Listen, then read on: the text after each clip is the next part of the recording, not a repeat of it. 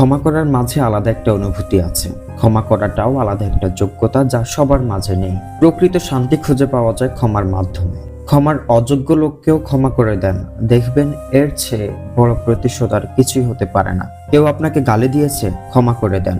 কেউ আপনাকে অপমান করেছে, ক্ষমা করে দেন। কেউ আপনার সাথে প্রতারণা করেছে, ক্ষমা করে দেন। কেউ আপনার সাথে বিশ্বাসঘাতকতা করেছে, ক্ষমা করে দেন। জীবনে আপনার সাথে যে যাই করুক, ক্ষমা করে দেন এবং তাকে এড়িয়ে চলুন। দেখবেন এর চেয়ে বড় প্রতিশোধ আর কিছুই হতে পারে না। ক্ষমা করার মাধ্যমে আত্মা শান্ত হয়।